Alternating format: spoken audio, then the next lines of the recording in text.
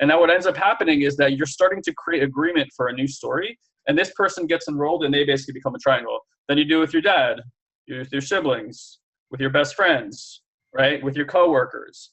And what ends up happening is because you start sharing that transformation, you're changing the way that these people view you because you've enrolled them in a new possibility for yourself. Welcome to the Have It All podcast. I'm Elon Ferdman, and along with my brother Guy, we're Satori Prime. We've spent the last 16 years on a quest of mastery, and not just in business, all areas. Mastery of our finances, our bodies, our relationships, and most importantly, our minds. You see, while most people fantasize about their dream life, we went out and created it. And you bet we learned a few things along the way. So if you want to gain new skills and tools that will help you achieve the life of your dreams, well, you've come to the right place. So get ready to have your mind expanded. Implement what you learn here today, and you'll start living the life of your dreams instead of just, well, dreaming about it. So are you ready to have it all? Let's go.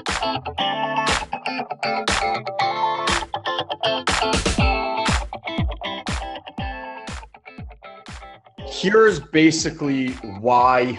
There's three main reasons why human beings procrastinate or don't get their work or the things or achieve their goals that they want. And those are, one, and these are writer downers. One is there's no clarity. Okay, that's number one.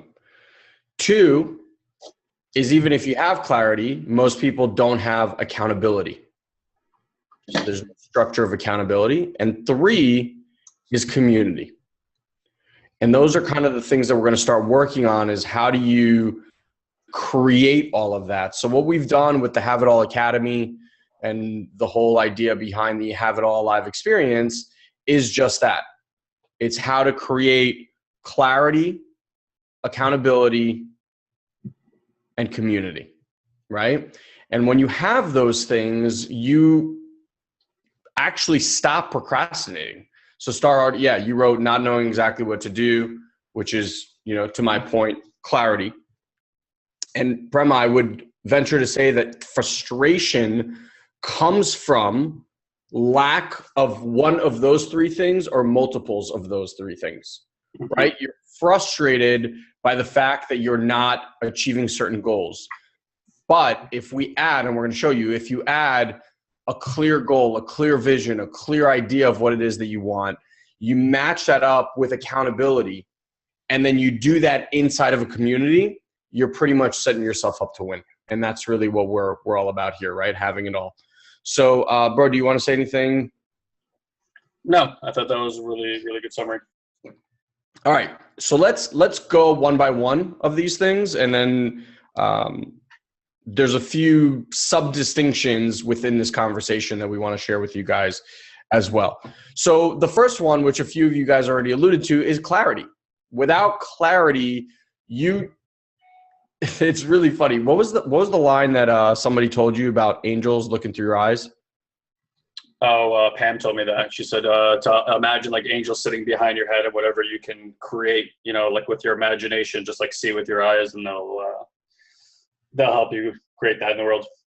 So, in other words, angels are there, God, energy, universe, whatever the heck you want to call it, is always there looking to provide for you what you want. The reason, as we've spoken about in a few of the other series, is, different parts of you have to align. So the conscious mind has to align with the unconscious mind, and that's what we're shooting for, is that alignment. However, without a clear goal, a clear vision, it's almost near impossible for that to happen, because if you don't actually know what it is you're aiming for, there's really no chance of it happening.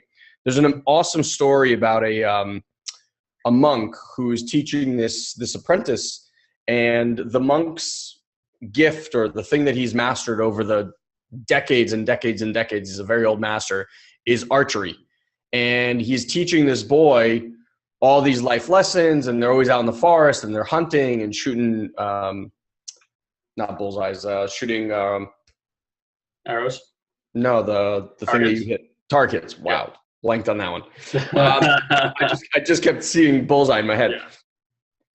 So always, and this monk never missed, literally never, ever missed. So as long as, for the multiple decades that the student's been with them, the monk's never missed. And so he wants to teach a boy a lesson, and he puts on a pair of blindfolds, and he stands fairly close to the target. And he says to the student, "Hey, do you think I can hit this target?"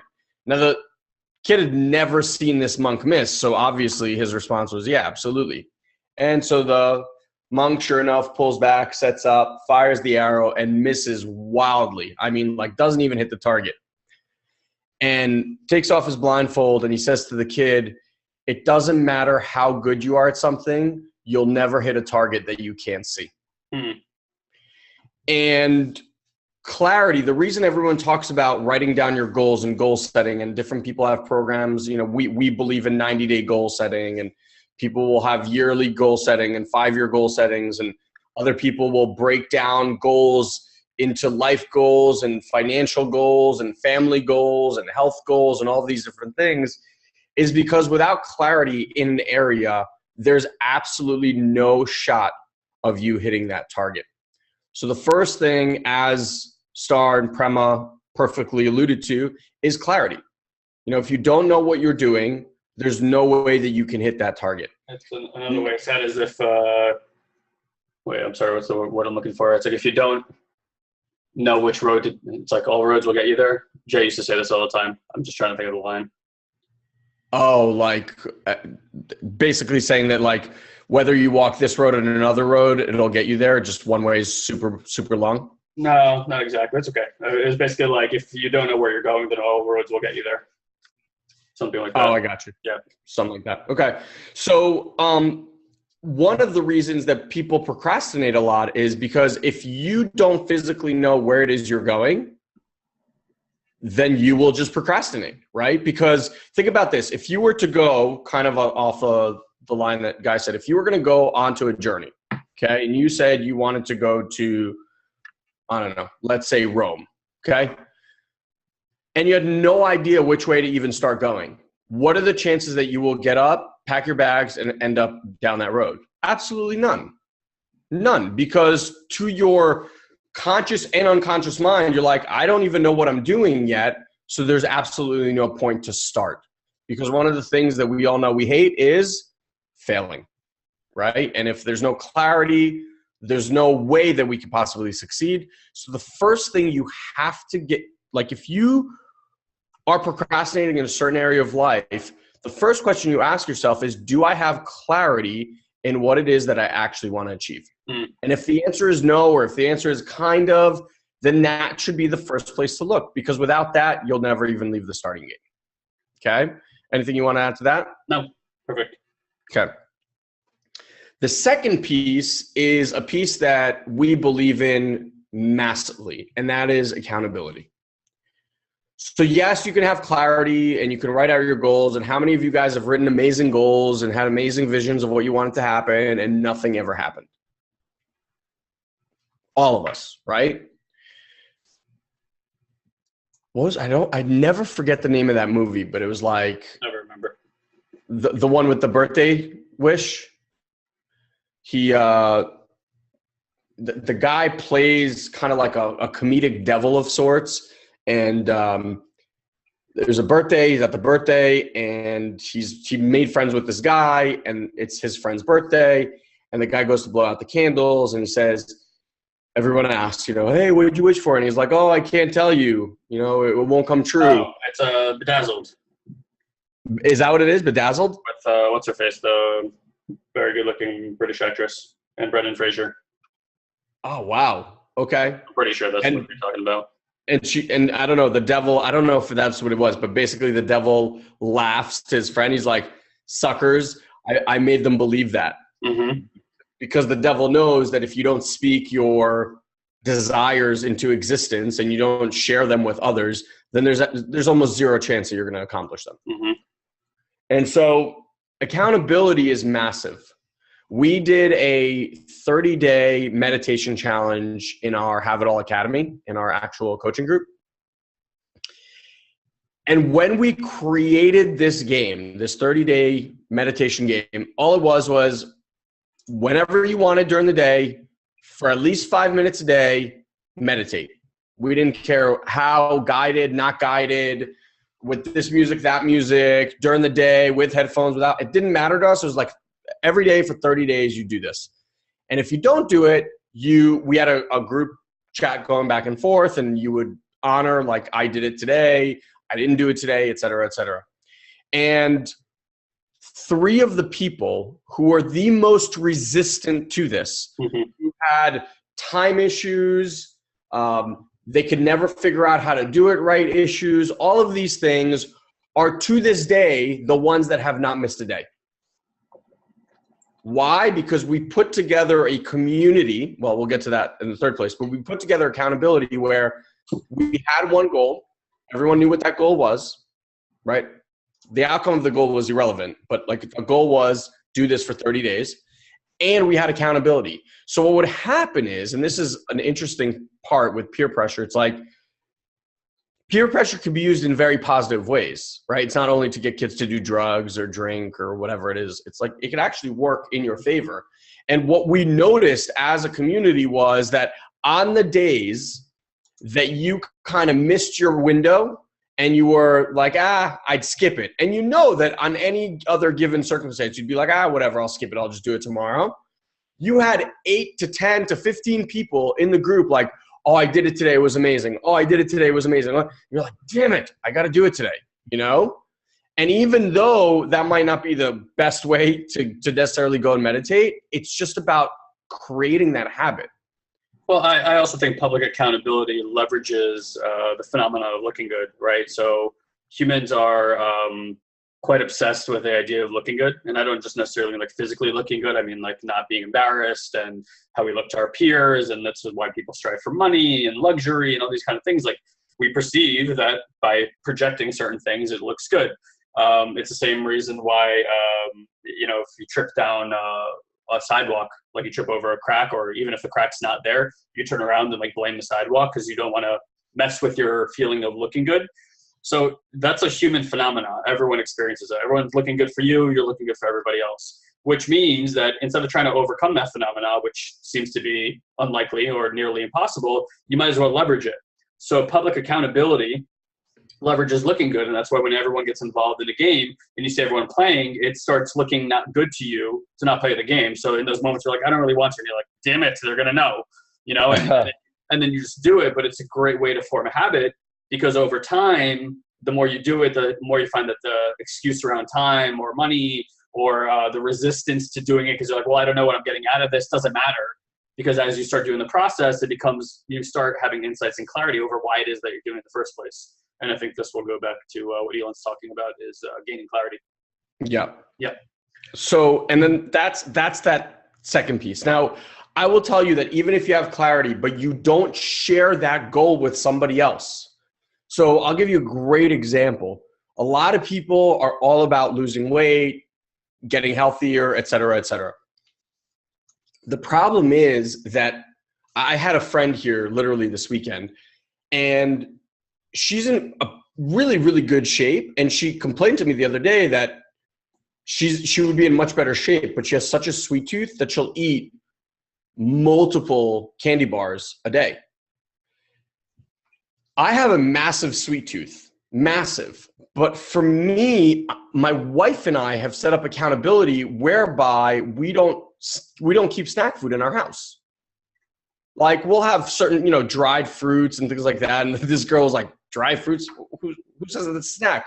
But in our world, we realize that if we have candy bars and things like that in our house, we will consume them. Mm-hmm. So as a team, we hold each other to account and we say, okay, listen, we keep this out of the house. I'm telling you, I swear that there's absolutely no way I would be able to do that on my own. Like zero chance of that happening on my own. I have a massive sweet tooth and I could just sit here and eat pints of ice cream like to no end. I've seen it. So, yeah, guys have seen it. So without sharing that, hey friend, hey husband, hey wife, hey coworker, I'm playing this game. One of the best things of this I've ever seen was I heard some woman was going to quit smoking, and she made basically like business cards that said, I'm quitting smoking. If you ever see me smoking a cigarette, you're allowed to X, whatever it is, right? And she went and handed this to every single person that she knew. People at work, all of her family, all of her friends, except for one guy. The one guy that she really, really liked. Because she was afraid that if she handed this to him, like she would actually do this, right? She would actually have no way to wiggle out because she wants to impress him, et cetera, et cetera. So finally, obviously, her friends convinced her to give it to him, and she quit. And I thought it was just a genius way to do this. So that's accountability. And when you put accountability and clarity together, you pretty much have almost a full trifecta there. The third piece, which kind of we're hinting at here with accountability, is community. So think about this. Let's use the weight example again. If you're You know what? I'm going to switch topics because I know Star has messaged me a few times about money and mindset and all that kind of stuff. So I want to switch to money. You surround yourself with people that have shitty money conversations. And that's not something that you chose consciously. You chose it subconsciously.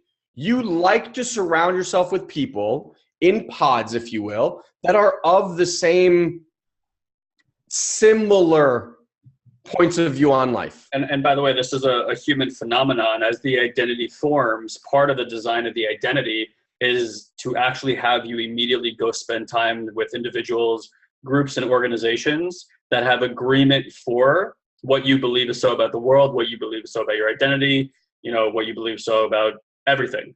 And we interact, or one of the ways that we test whether things are true in reality is through agreement. So in order for the identity not to feel threatened all the time, it puts itself in environments where the conversation always feedback loops what you already believe. And if you really think about it, throughout our entire lives, most of us like to think that we're very worldly and open-minded people, but studies will show that your average person that has about 5 best friends throughout a lifetime, 5, okay? Now, let's expand that out and say you had 50 best friends. So these are the people you know really, really well in the world, right? Now, on the planet, as an estimate, we think, or at least that's what they tell us, that there's about 7.3 billion people. If you were to take the percentage of the 50 people that you know really well, I don't know what percentage that is, but I imagine there's a lot of point and then a lot of 0 zeros after that, and then a 1, like somewhere like way, way down there. So that's how much you actually know about the people in the world. How many of us walk around like that? So think about why you've instinctively chosen these people to be around you. Are they the people that are like constantly berating you and telling you things aren't the way they are, or like trying to coach you? No, they're like, yep. You say something, you complain about it, and they're like, yep, you're right. It's all about creating agreement for the way that we believe the world is. And we do this totally naturally. And everyone's doing it. Yeah, exactly. And so go ahead, yeah. Because of that, you've put yourself in these places. Now, some of you guys already know that when you start to vibrate at different vibrations, and we spoke about this, you seem to release these people, sometimes in natural, great ways, and other times not so pleasant and great ways for either party. Mm-hmm. Having said that, though, as you start vibrating at different frequencies, as you start having different thoughts, different conversations, you will naturally gravitate towards those conversations and away from all these others. So when people have shitty money conversations, generally, if you look around, the people around you as well have shitty money conversations. And it's only when you delve into a new group that has a lifted conversation around money that you even see the disparity. Because up until that point, that's how life was, right? When you're secluded in your own tribe, in your own circle, yes, you might see things on TV of people living XYZ lives, but it's not real to you. It's not real to you till you put yourself in that network, in that circumstance. And I can tell you for myself. I would say more accurately, you don't have it. It's not accessible to you. Yeah. That's a better way to say it. I remember for us, as we excelled in business, we always made sure to be in groups at the highest level that we could A, afford, and B, would honestly let us in there.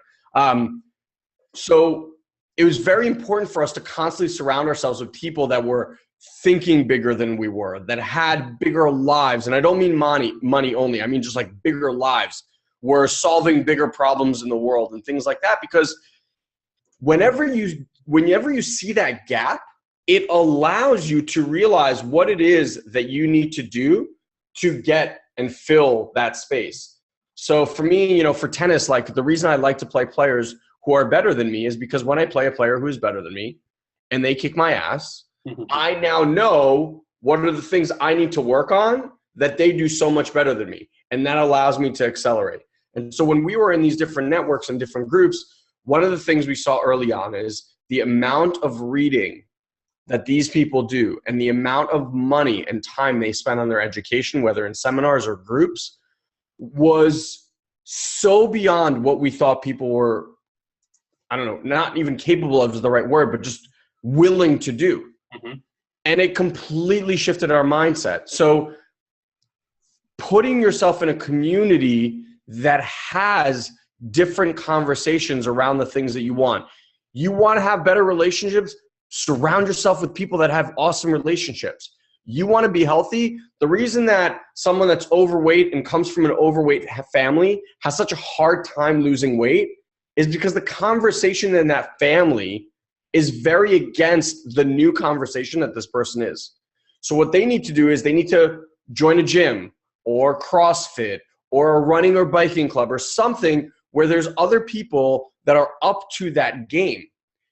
And once you do that, it's almost like through osmosis, you begin to live that. Those words, those thoughts that these people are having impregnate you and completely shift your view of life, which helps you stop where we all started, procrastinate. You want to talk about network of conversations? Just to loop back around a little, if you have agreement. So Sure, go for it. And here real quick.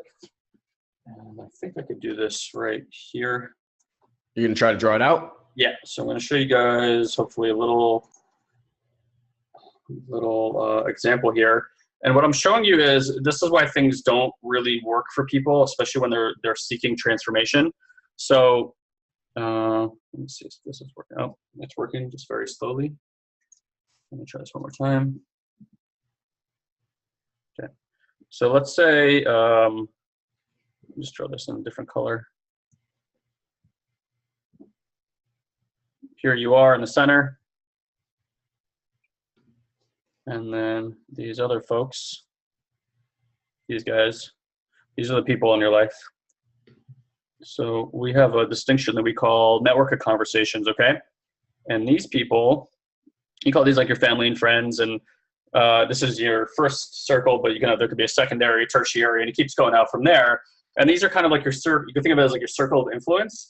Now, if you think about the way that we interact as people, we say hi and then we shake hands and then we start asking each other questions like, hey, where are you from? What do you do? Stuff like that.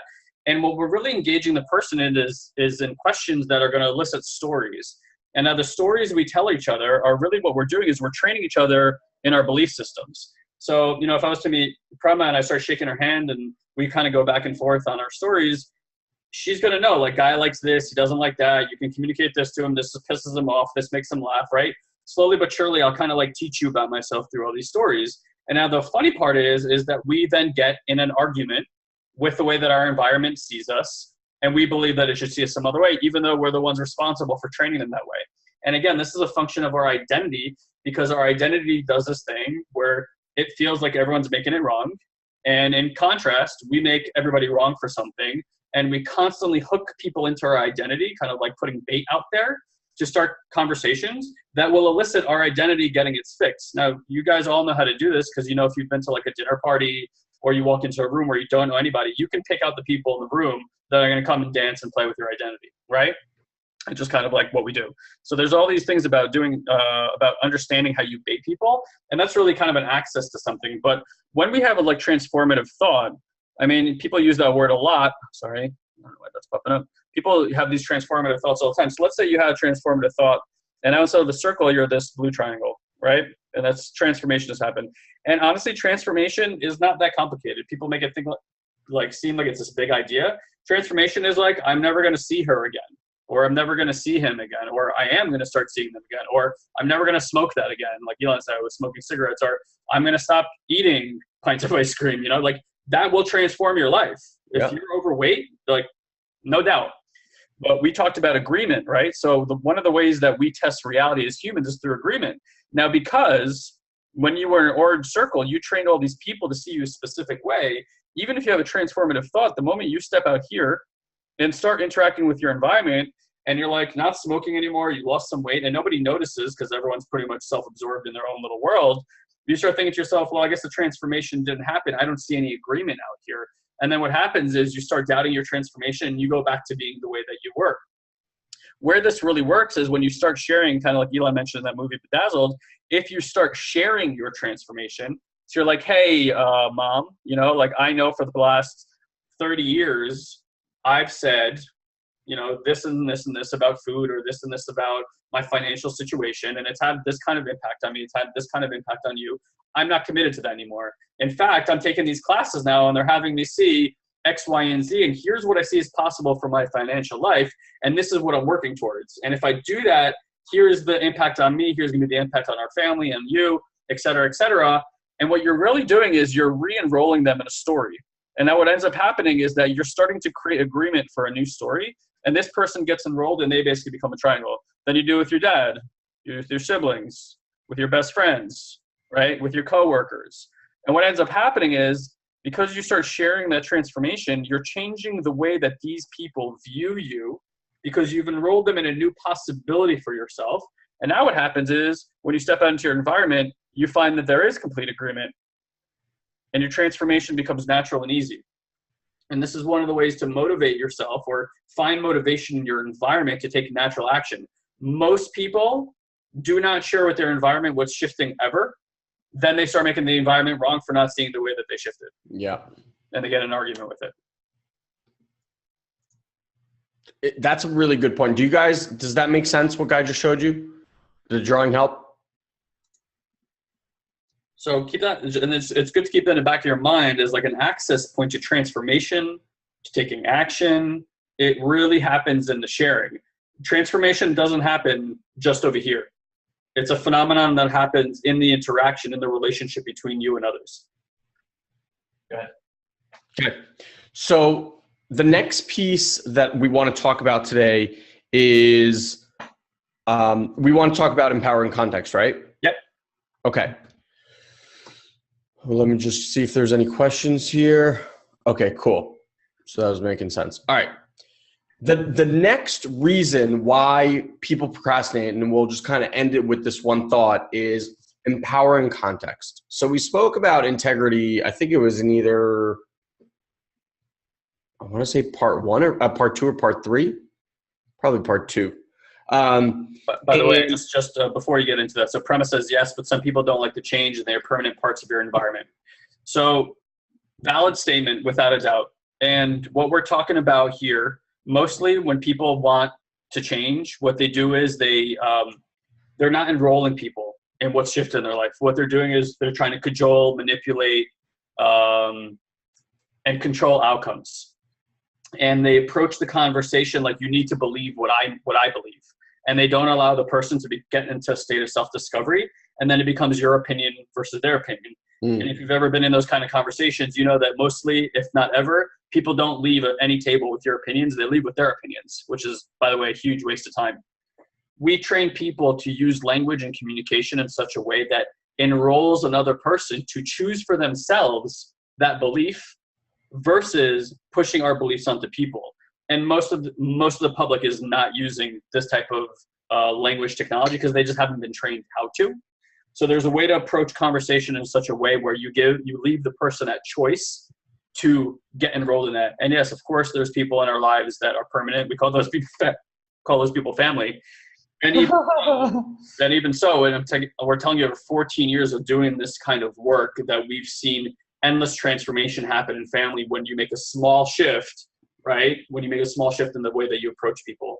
Most people are just, they're in an argument with other people's belief systems, and then they try to change their belief systems, and that just doesn't work. Nobody wants that because their identity is so sure, just like yours is, of the way things are. and you communicate from that point of view as if your identity and the way that you view the world is true.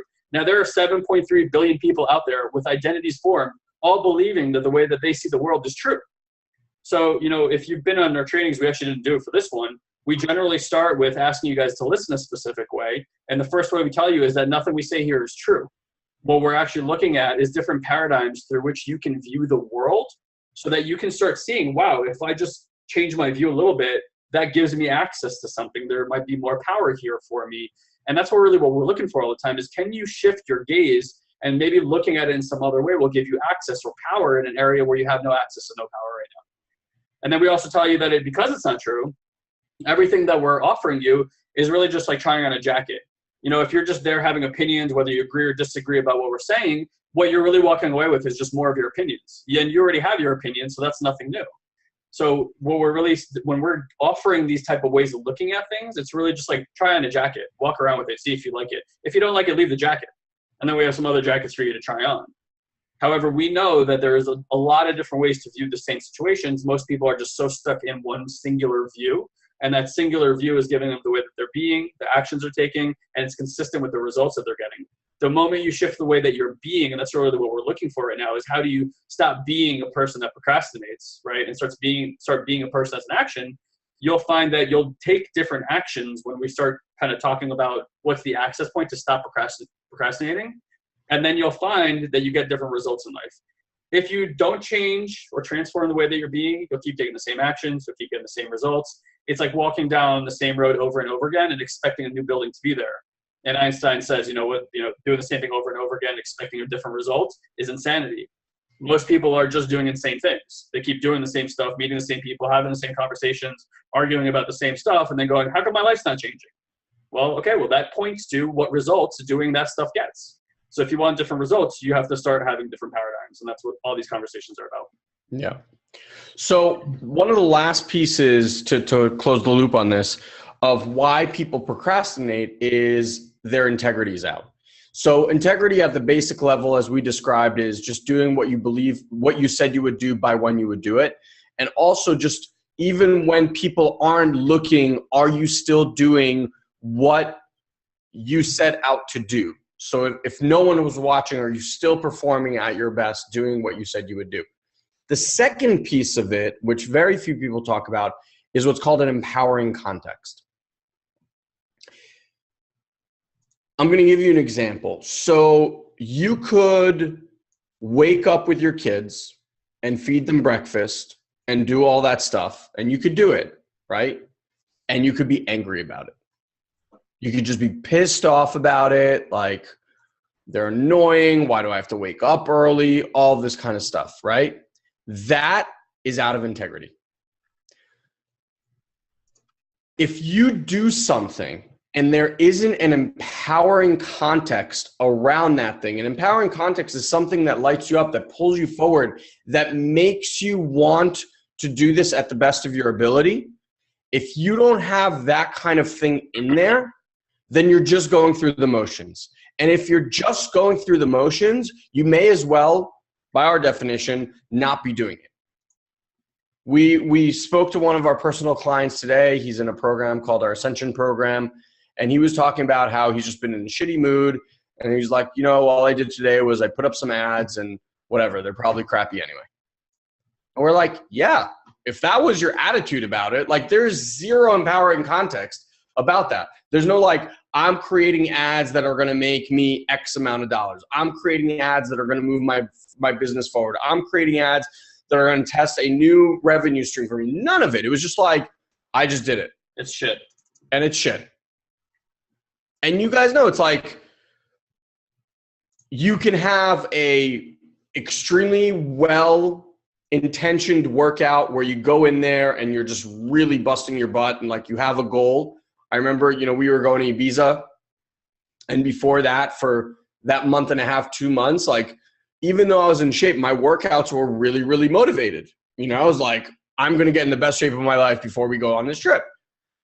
And that was a great empowering context for me. And what's funny is that ever since we got back and like I've had event after event and this thing and that thing and whatever, it's been really hard to get back into that same kind of intensity that I had before. And so I realized that what was missing was an empowering context, right? An empowering context can be anything. You could create games that it's just you to play. It doesn't even matter. It's like, can I beat what I did yesterday? Can I beat what I did last week? Whatever your empowering context is, one must be in place, because if you don't have an empowering context in place, procrastination will rear its ugly head. Like, I want you to think of procrastination as the default switch. Like, if there's no pressure against the default switch, the switch will be turned into procrastination mode. That's where the body wants to go. That's where the brain wants to go. It is just consistent in that place. So what you need to do is, like we said, no clarity, switches down, right? No accountability, switches down. No community, switches down. No empowering context. That switch has not enough force to stay up there. So you can have clarity, you can have accountability, you can have the community. But at the end of the day, you got to wake up every single day and get yourself in gear. Every single day, you got to be the one pushing this thing forward. There isn't an army behind you, like tapping you on the shoulder all the time going, hey, you moving forward? Did you do what you said you were going to do? Like, that's self-motivation. And to find self-motivation and to be personally responsible, and we had a huge conversation around responsibility, you have to maintain an empowering context. Yeah. And so it's just to kind of throw a little bit more in the mix here. An empowering context, said another way, is your state of being, how you're choosing to be, right? And it's like the lens I'm viewing the world through from could be everything's a struggle or everything's a joy. So like some people could say, like, I have to wake up early with my kids. Oh my God, I'm waking up early. For somebody else, it's, wow, I get to spend an extra hour with my child today. Exactly. Right? That's just like an excited way of being shows up, and there's different actions. Like if you're excited about waking up early with your kids, there's going to be a certain way you interact with your kids, some actions you take with that, and the result that you get with your child based off of that action. If you're like, shit, I have to wake up early today, you're tired, you're trudging, you're angry while you're making breakfast, those are all actions. Your child's going to pick up on those actions. You're going to interact with them in a specific way, and that's going to get you certain results, which is probably anger from your child or like a lack of presence, or they're going to be like pulling mom, mom, mom, right? Because they're not getting the attention that they want and they're not getting their needs met, right? And that's how life is. It just sets all these precedences. One of the key things that we do, and Elon and I do this for each other, but we've just hired a coach for the same reason, is we're constantly looking to up level our game, right? Like Elon and I have a big goal to transform the planet. That doesn't happen because it's wishful thinking. Like there has to be a plan in place. But part of that is we're always looking for new ways of being that we can transform our ways too. Like we have an amazing life, and that's come out of like constantly looking at what's missing in our state of being. And I want to clarify, not what's wrong in how we're being, what's missing that would like upgrade it and there would be a different level of impact. Now, every time we find that, Elon and I have naturally created this muscle that we share what's opening up for us, right? The sharing, the enrolling, et cetera, et cetera. And what we do for each other is we're each other's committed listener.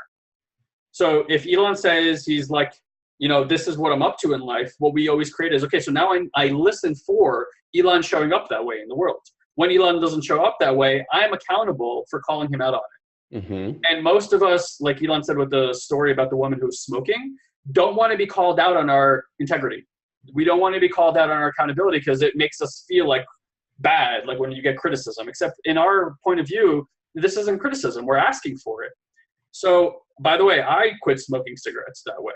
I created accountability for all my friends. I said, if you see me with a cigarette in my mouth, you have the right to pull it away from me, because I felt that I couldn't do it. I smoked for like almost 10 years. And I realized that in my environment, there was wiggle room for me to smoke. Like I could get away with it because I never made an agreement with anybody, right? And the moment I create agreement with my friends, there wasn't anybody I spent time around anymore that I could just pull out and smoke a cigarette because I knew they would pull it away from me, so I didn't even pull it out. And I quit smoking cigarettes like that. Mostly, we create agreements with ourselves. We don't tell anybody else. And then we're like, okay, well, I'm going to lose 5 pounds, so I'm going to start exercising. And then like Tuesday, it's like, I don't feel like it. Wiggle, wiggle, wiggle. Wednesday rolls around. All right, well, I don't really feel like it today either. And that cookie looks really good. Wiggle, wiggle, wiggle, right? And we wiggle our way out of our own commitments. So it's important to understand that in communication, when we use agreements, The design of agreements is to create trust. That's what it does, right? Like you agree to marry somebody, it's like a commitment. There's trust there until you fuck with it. So when you have broken agreements, so that's another way of saying what integrity is. It's like integrity is having agreements that you keep. The moment there's broken agreements, you lose trust with people and they stop listening to you as powerful. And that's why you have to re-enroll them and transform that listening of like, you can hold me accountable to this. And when they say, hey, you're not being the way that you said you're going to be, it's not about feeling guilty or having shame. It's about being like, they're right. I'm not saying or being the way that I said I'm going to be. Let me be that way. And then what's predictable is you'll get new results from that. So again, if you want to transform something in your life, a really powerful distinction is to have somebody that can be a committed listener for you, what you're up to in life, and who you say you're going to be. And what you offer them is the space to call you out on your shit, on your lack of integrity when it's not there. So if you don't go to the gym on Wednesday, or you have a person that you call up and be like, hey, look, I didn't go to the gym today. And that person's like, okay, got it. And again, not about making you wrong, but when Thursday rolls around, they're like, you get to the gym today? And you're like, oh shit, no, I got to go. Right? And this is how we start forming habits. You will always, mark my words, and the things that you don't have strength around, like you don't have power in your life, you will always wiggle out, find reasons, excuses, call it whatever you will, that will perfectly justify while you're not being or taking the actions that you said that you wanted to, that you know would change your life. And then those areas of life don't transform, and you create excuses for it, and you believe that that's like not doing it plus the excuse makes it okay. Kind of like when people tell you they're going to be somewhere on time, but they don't show up on time, then they give you the excuse. So it's like being late plus the excuse equals being on time. It doesn't. It doesn't. And that's why transformation doesn't work for people, because there's no accountability. And they won't set accountability because heaven forbid they look bad for 2 seconds.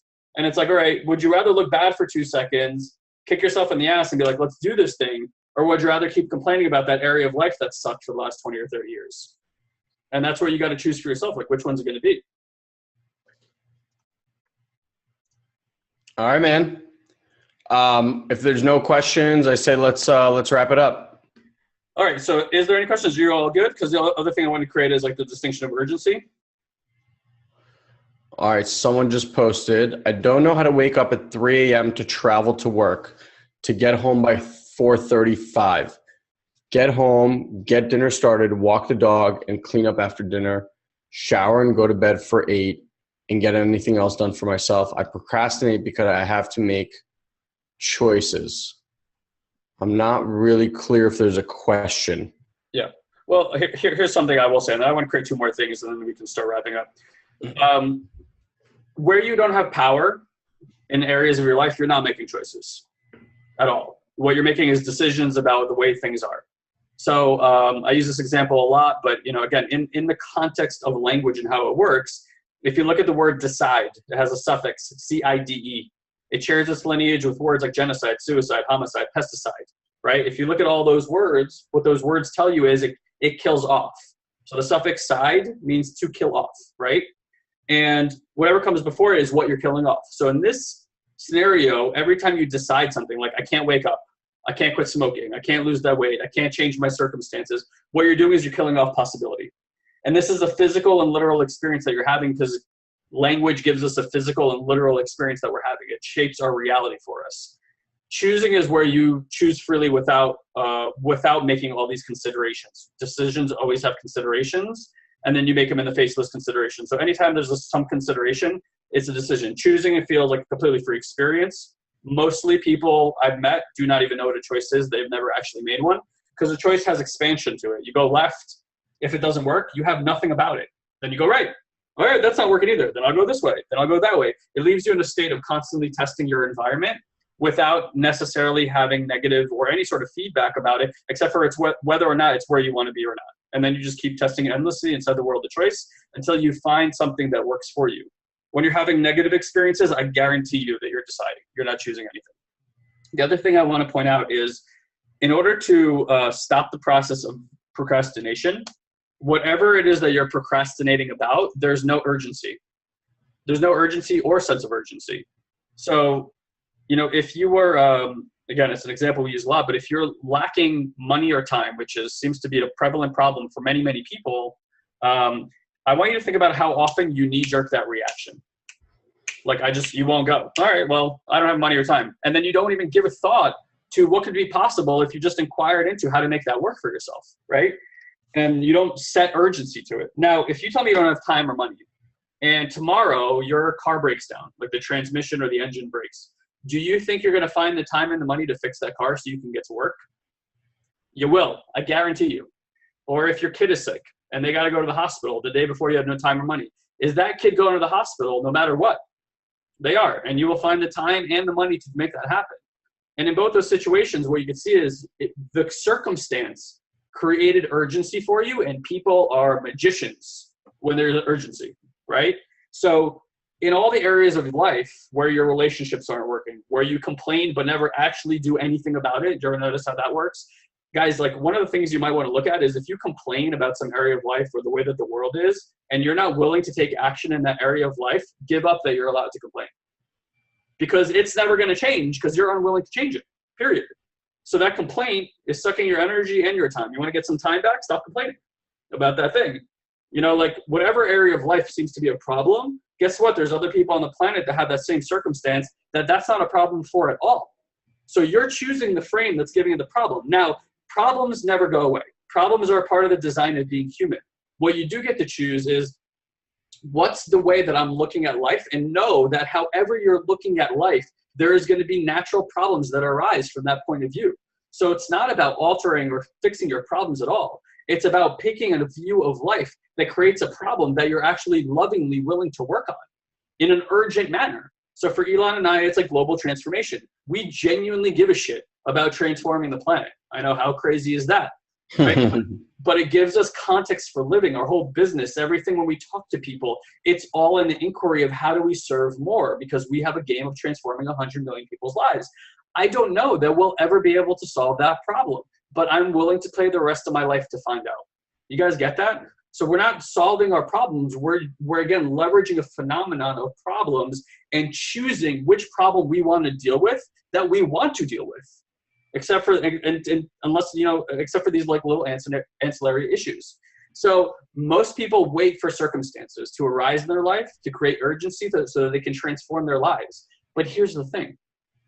Urgency, problems, all of it is a function of language, which means that you get to choose where your problems are and what's urgent to you.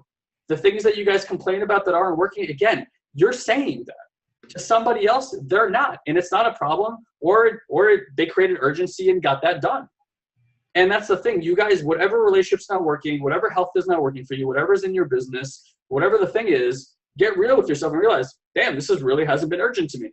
I keep shitting on my mom in every conversation because it's not urgent for you to fix that relationship. Not really.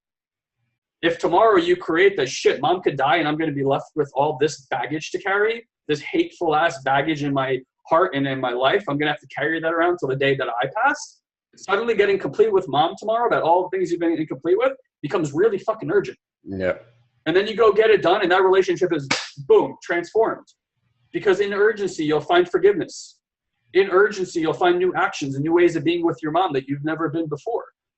So where's your procrastination coming from? Complacency, apathy, resignation. It will never change. It's always going to be this way. All these things that we say to ourselves to justify why things won't ever get there. But here's the thing. All of that is perfectly valid and relatively true to you because that's your point of view. But it doesn't give you the life that you want. And then you complain about it and don't do anything about it. Prema just gave another one, which is very, very similar and very common. She said, there are too many things to be changed in my life. I don't know how to choose the right one. And that right there is your ego playing tricks on you. Exactly. You're creating overwhelm so you don't take any action at all. Instead of putting into place like, okay, what's urgent for me right now? What are the things that I want to work on? List them out. All right, and then you'll maybe find there's a shorter list than you actually believe. And it's okay, then let's hyper focus on this one area of life. Let's transform that thing. Otherwise, if you have a someday, one day, I'll take care of these things conversations, 10, 20, 30, 40, 50 years pass like that for people. Someday they will, until someday they can't. Because either they're not well or somebody else isn't well anymore. And that's it. So we used to have a mentor that says, people talk about someday all the time. Someday I'll do this, someday I'll do that. He goes, every day I wake up on a Monday, Tuesday, Wednesday, Thursday, Friday, Saturday, Sunday. I'm clear that if I ever wake up on a Sunday, like a whole lot of great shit's going to happen all over the world. but it's unlikely that I'm going to wake up on Sunday. And that's what procrastination is. It's a someday conversation, right? Like Elon and I didn't build our business because it was someday we will. Our relationships aren't where they are because someday we will. We don't travel or like, him and I are really fit because someday we will do this stuff. We literally create conversations in the present, in the now, and create into our future so that our present is impacted by the future. Kind of like what Elon said. He goes on vacation to Ibiza. He starts getting the best shape of his life. That context in the future falls out. He starts losing the urgency and motivation to get fit. But he can recreate that urgency anytime he wants, right? Whether it's like signing up for another vacation or doing something where he's got to be outside, again, leveraging looking good, leveraging the future. And once you start noticing all these different phenomenons, that's the thing. It's not about overcoming the parts of yourself you don't like. Those things are there for life. Sorry, guys. We've tried everything. They don't go away, right? They're there to play with you. But you can start understanding the design of human. Start understanding the phenomena of human. And when you understand these things, not just with your mind, but as an experience, especially with your experience, you'll start learning how to leverage them to create transformation in every area of life that you want. And our whole program, having it all, really means what are the areas of life that are important to you? And if they're not at a 10, we know that there's conversations that are debilitating you, that you're procrastinating about, that you think someday you will, and you think you have all the time in the world. And we're telling you guys, you don't. I mean, we're still fairly young. This shit's going by really fast. Like, holy shit fast. My mom turned 57 today. I'm sitting here going, how did mom get on the opposite side of her mid-50s? My son went to kindergarten today. Yeah, went to kindergarten today. I'm turning 33 tomorrow. Like he's getting old. Like his back hurts. I'm just kidding. But like we live in a state of urgency constantly. And we don't feel pressured by it. It's like a fun game to play. So that's it, my friends. That's today's episode. I just want to thank you for being part of our Have It All family, and truly, truly thank you for listening to our podcast. If you'd like to help or give back in any way possible, the best way would be to share this or any other episode that you loved with your family, friends, or colleagues. And if you'd be so great as to just leave us a rating and a comment on either iTunes or Stitcher, whichever you use, that helps us tremendously. It only takes about 2 to 3 minutes of your time and would mean the world to us. Finally, I want to let you know that if you want to get even more exclusive content from Guy and I, just head over to satoriprime.com and make sure you join our mailing list. Now, I know what you might be thinking, God, not another mailing list, but I promise you, you'll only get an email or two from us per week, and it will always have amazing videos and articles that I'm sure you're going to love. Promise. So until next time, you can join our ongoing conversation at the Have It All Facebook group, where you can let us know how we're doing and what we can do to improve. Love you all, and we'll see you on the next Have It All podcast. Have an amazing, amazing day, my friends.